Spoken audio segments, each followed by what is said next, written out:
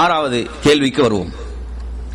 மினாவில் தங்கியிருக்கக்கூடிய நாட்களில் ஒரே இஹ்ராம் ஆடையில் தான் இருக்க வேண்டுமா? மாற்று இஹ்ராம் ஆடையை அணியலாமா?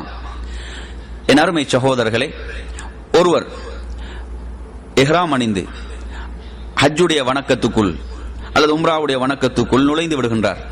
அதன் பிறகு ஆண்கள் தைத்த ஆடைகள் அணிவது ஹராம்.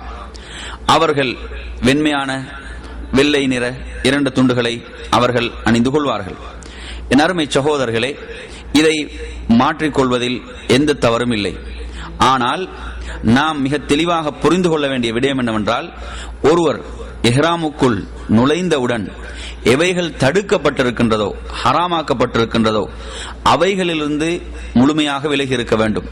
அதில் எந்த ஒன்றையும் செய்துவிடக் கூடாது. இப்போ உதாரணமாக, ஒருவர் அணிந்திருக்கக்கூடிய இஹ்ராமில் ஏதாவது அழுக்கு படிந்திருக்கிறது, அழுக்குகள் பட்டுவிட்டன, அவர் அதை சுத்தம் செய்துவிட்டு அதை தண்ணீரால் கழுவி சுத்தம் செய்து அதை அணிந்து கொள்ளலாம்.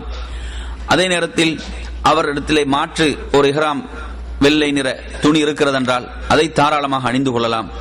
அந்த இடைப்பட்ட நேரங்களில் எந்த ஒரு தைத்த ஆடைகளையும் அணியக்கூடாது. அதை மாற்றுகின்ற பொழுதோ தைத்த ஆடைகள் எதுவும் அணிந்துவிடக் கூடாது. அது ஹராமாக்கப்பட்டிருக்கின்றது. எனவே நறுமை சகோதரர்களே, இந்த அடிப்படையிலே நாம் இதை விளங்கிக் கொள்ள வேண்டும்.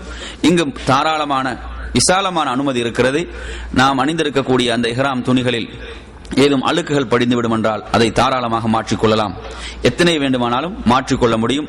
அதில் எந்த தவறும் தடையும் இல்லை.